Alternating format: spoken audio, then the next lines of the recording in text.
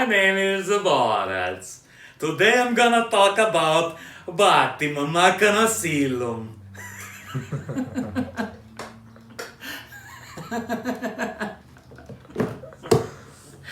Fala galera, bem-vindos a mais um Nerd Banger, onde a nerdice é pesada. Meu nome é Fábio e hoje, atendendo o pedido de um grande amigo meu, o Cleitinho, vulgo Clayton Foscree, um grande colega meu, um amigo meu de longa data, eu vou falar do Batman. Ele pediu pra eu falar do Batman, então eu fiquei pensando, o que eu vou falar do Batman?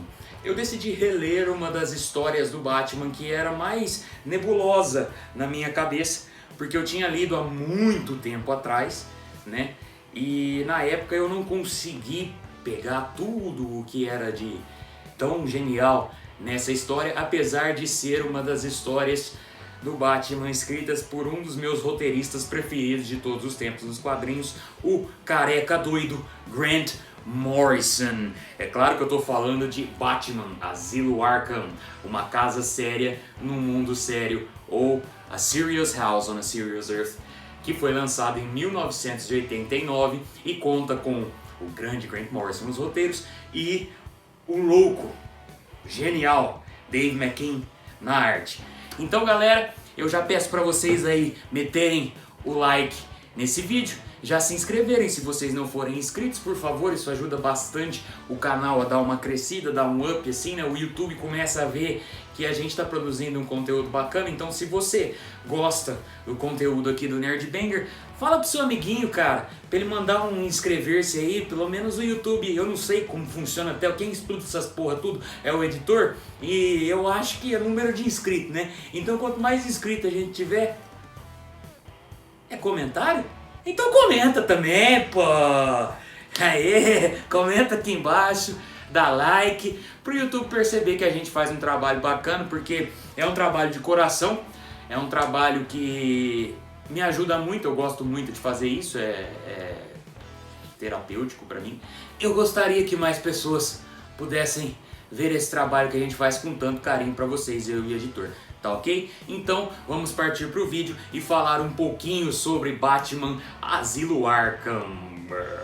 Galera, essa graphic novel aqui é uma das primeiras séries, uma das primeiras obras que o Grant Morrison apresentou para a equipe da DC Comics na época que ele foi recrutado, né? Na época que teve a grande invasão britânica nos quadrinhos americanos, que vieram gente como Neil Gaiman, Alan Moore, Grant Morrison, mais tarde um pouquinho Garth Ennis, James Delano, Peter Milligan, só gente de peso chegou nessa época, né? E foi uma época muito prolífica para os quadrinhos norte-americanos. E na época perguntaram para ele assim, o que você tá afim de fazer? E ele deu uma resposta bem animal, bem não ortodoxa e não esperada. Ele falou que ele queria fazer uma série revitalizando um homem animal, um personagem que eu acho que ninguém conhece na DC Comics, e ele acabou escrevendo um dos melhores runs, um dos meus runs preferidos de super-heróis da história, é o run dele no Homem Animal, e que ele queria fazer também uma graphic novel do Batman, do grande Homem Morcego, no qual ele se vê à mercê de todos os seus principais oponentes dentro do Asilo Arkham, ou Hospício Arkham, que seria a tradução correta, né? Porque Asylum não é asilo, não é onde você vai ver um monte de velhinhos, é onde você vai ver um monte de lunático. Então, essa história começou com a minha mãe gritando com a minha cachorra. Minha cachorra chama Diana, gente, eu acho que vocês imaginam por quê, né? O Grant Morrison, então, galerinha, ele decidiu escrever isso aqui. Ele fala, inclusive, nessa versão aqui, que é uma versão do aniversário de 15 anos dessa obra, ele fala que ele decidiu escrever o Batman de uma maneira que ele não vê o Batman, sabe? Ele gosta de ver o Batman como alguém que superou os seus traumas e superou todos os seus problemas psicológicos, tanto que é o Batman que ele resgatou no run dele mais tarde na Liga da Justiça, que também é um run fenomenal na minha opinião, mas aqui ele decidiu mostrar um Batman quebrado, um Batman vulnerável. O mote dessa história, o próprio nome já dá a entender, né? E inclusive também essa história aqui ela influenciou diretamente, é claro que ela tem um quê muito mais psicológico do que o game, né? Mas ela influenciou diretamente o mote do primeiro jogo da franquia Arkham, Batman Arkham Asylum, que rouba o nome dessa graphic novel aqui, pois ela conta com o Coringa liderando uma rebelião dentro do asilo Arkham, na qual ele pega alguns reféns lá, libera todo mundo que tá preso, todos os doidos vilão do Batman, e fala que ele só vai libertar os reféns se o próprio Homem-Morcego entrar lá dentro para ter um tete-a-tete com todo mundo. O Batman, então, é claro, como todo grande herói, como um grande herói que ele é, através de uma ameaça que ele escuta o Coringa fazer com uma das enfermeiras que estava sob o poder do Coringa, ele decide entrar, e é aí então que toda a doidura do Morrison começa. Nessa história, o Grant Morrison ele aplica muito simbolismo, seja simbolismo religioso, seja simbolismo de psicologia, o lance místico, que ele é muito ligado ao misticismo também, e ele consegue contar essa história fazendo um paralelo entre o Amadeus Arkham, que foi o grande fundador do asilo Arkham para loucos. Calma que eu tô segurando o cocô agora. É sério. Deixa eu voltar um pouquinho aqui, deu uma pontada. Dá uma pontada na cueca. Deu. Ai, meu Deus do céu. Mas eu não vou parar. Aí aqui, ó, tô arrepiado. Ele então, através do diário do Amadeus Arkham, ele vai contando a origem do próprio asilo Arkham. O Amadeus Arkham, que desde a infância ele sofria com a doença da mãe dele, que tinha problemas psicológicos, e eles já moravam nessa grande mansão, que mais tarde acabou virando o asilo Arkham. Então ele vai dando todo esse misticismo para a história do Amadeus Arkham e como ele gradualmente também foi perdendo a sanidade. Então é toda uma carga de insanidade que a própria casa carrega, e o Morrison ele coloca isso muito bem durante todo esse ordeal, todo esse trabalho hercúleo que o Batman tem dentro do asilo Arkham, combinado com a história da origem do próprio asilo e da decadência do Amadeus Arkham para a loucura. Ele cria uma história muito palpável em relação à psicologia e vai totalmente na contramão do que estava sendo feito com o personagem na época. Lembrando que na época o Cavaleiro das Trevas do Frank Miller era um lançamento recente, o Watchmen também era um lançamento recente e trouxe todo esse movimento de realismo para as HQs dos super-heróis. O Morrison então ele vai na contramão. Essa é uma história completamente surrealista, é uma história completamente psicológica, é uma história na qual o Batman não é esse símbolo de luta contra o crime, mas sim um homem quebrado, e isso se reflete nos seus vários inimigos. Tem uma cena nessa HQ que eu acho genial, que é uma cena na qual o Batman é desafiado a fazer uma associação, um jogo de associação de palavras. O Coringa força uma das psiquiatras do asilo Arkham a fazer um jogo de associação de palavras com o Batman, e ele mostra toda a sua fragilidade ao quebrar muito fácil. Tipo, na quarta ou quinta associação ele já pede para parar, porque um jogo de associação de palavras é tipo assim: a psiquiatra fala pai e você associa a primeira palavra com pai. O Bruce fala morte. Então você vai vendo aí mãe, ele fala pérola por conta daquele colar de pérola, e aí ele vai se quebrando. É uma cena assim muito tensa, eu acho. Ela dura apenas 2 páginas e já mostra ali toda a fragilidade, a maneira com que o Coringa é apresentado aqui. É a primeira vez, galerinha, que a gente tem uma análise do Coringa, e esqueça todo esse lance dos 3 Coringas, o porquê que o Coringa foi tão diferente durante toda a sua trajetória. Eu acho que a resposta definitiva ela tá aqui, do porquê o Coringa ele foi tão diferente durante toda a sua trajetória. Porque em algumas histórias ele é apenas um palhaço que gosta de fazer arte em Gotham City, e em outras ele é um maníaco homicida.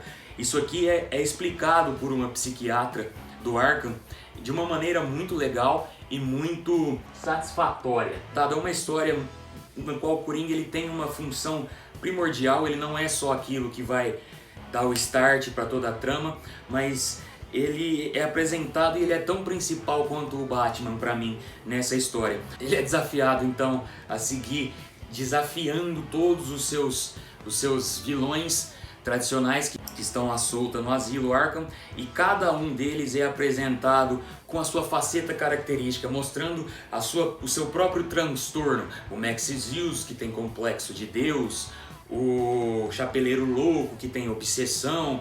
Inclusive o Chapeleiro Louco também tem um diálogo que eu acho que é essencial com o Batman aqui nessa HQ, no qual ele fala que a casa, o asilo Arkham, é um espelho e você tá olhando para ele, nós somos todos reflexos de você. Aí já mostra a ideia de que o Batman é um louco e que acabou influenciando todos os loucos que são os vilões dele. E é uma história de superação dos próprios traumas. O Batman ele chega ao cúmulo da decadência e consegue sair do outro lado um novo homem, um homem íntegro, um homem inteiro, um homem que acabou de ser rebentado durante toda a sua trajetória pelo asilo e saiu e conseguiu superar tudo aquilo e saiu como o herói que ele é. E o próprio Grant Morrison fala isso. Eu gosto de imaginar que isso aqui pode ter sido um pesadelo do Bruce Wayne, no qual ele consegue lidar com todos os seus demônios internos e sai o Batman que eu apresentei no meu run da Liga da Justiça.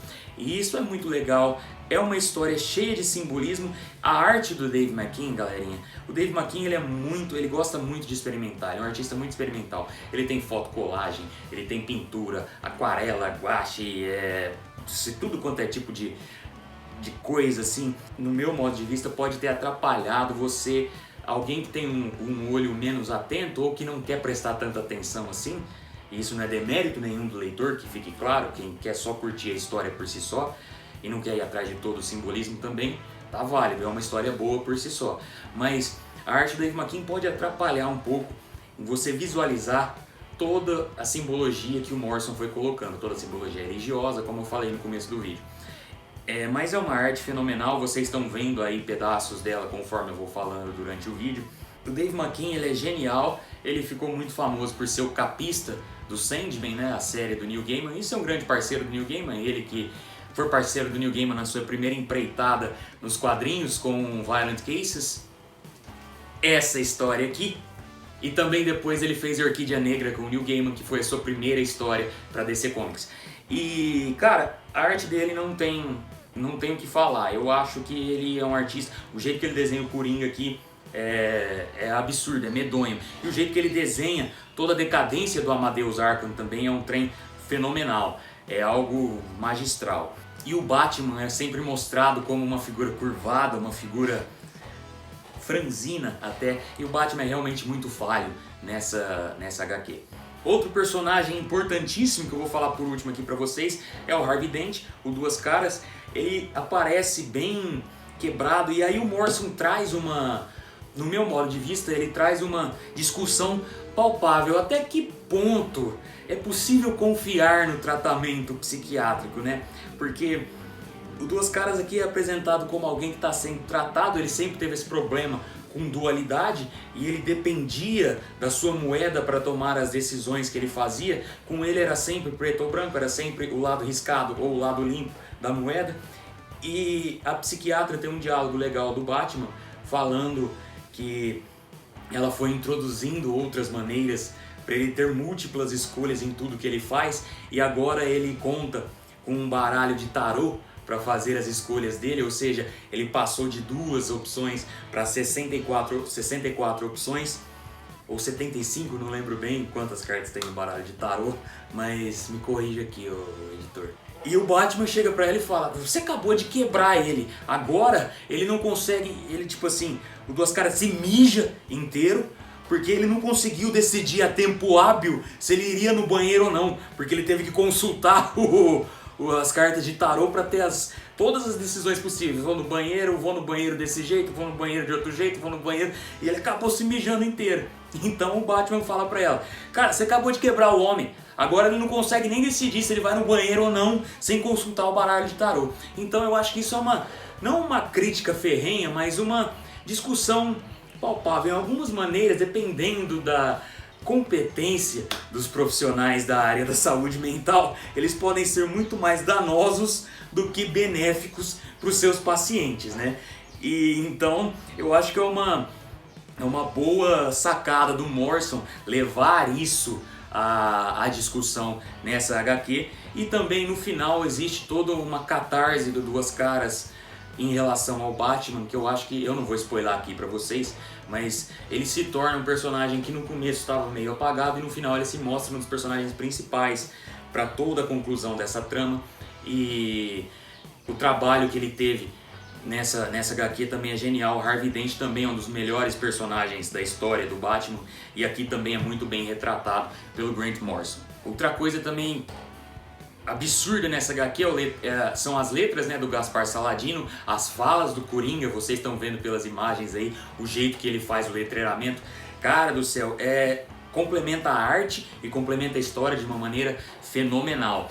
Eu acho, galerinha, nessa releitura que eu tive, eu já tinha uma memória assim, apesar de ser um pouco nebulosa, eu tinha uma memória que tipo assim, realmente é uma história bacana, mas não é pra tudo isso. Rapaz, depois que eu li hoje, acho que faz uns 10 anos que eu não leio isso aqui, não sei por que eu fiquei 10 anos sem ler isso aqui. E hoje, com toda a carga que eu tenho, não só de HQs, mas com todo o estudo que eu gosto de fazer, isso aqui se tornou pra mim uma das melhores realmente. Isso aqui pra mim é top 3 do Batman. Eu acho que é uma leitura essencial do Homem-Morcego, apesar de apresentar uma versão que o próprio Grant Morrison fala do Homem-Morcego que ele não gosta. E é essencial também, galera, vocês lerem. Eu não sei se na edição da Panini que saiu aqui tem isso, mas eu acredito que tem, eu acredito que seja uma cópia ipsis literis dessa edição americana aqui.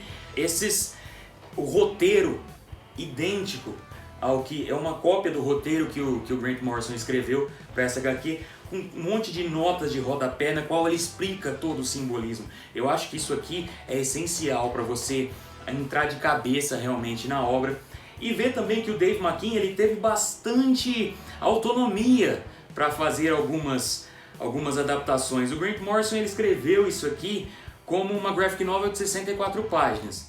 O Dave McKean entregou 120, ou seja, ele expandiu a história e não seguiu ao pé da letra todas as instruções do Morrison. Mas a história continuou maravilhosa e eu acho que é uma leitura, Cleitinho, é uma leitura que vale você ter, viu, cara? E todos vocês que são fãs de Batman e seguem o canal, eu acho que isso aqui é uma obra-prima. E Grant Morrison, cara, eu realmente falo que ele é um cara diferenciado. Não vou falar que ele só escreveu coisa boa na carreira dele, né? Mas, cara, praticamente 90% do que eu leio dele eu gosto. Até o que muita gente fala mal eu acabo gostando. Eu não sei porque se eu sou louco igual ele, e isso é motivo de preocupação, mas eu acho ele fenomenal. E essa história aqui pra mim, ela é uma das... Hoje eu posso afirmar que ela é uma das minhas preferidas dele, junto com o Run, do Homem-Animal. Cara é foda. E Asilo Arkham é uma obra primorosa. Leiam Asilo Arkham. Então é isso, galerinha. Esse foi mais um Nerd Banger, falando dessa vez do grande Homem-Morcego, um dos meus personagens preferidos, e acho que um dos personagens preferidos de todo mundo. Um abraço e amo vocês. Valeu!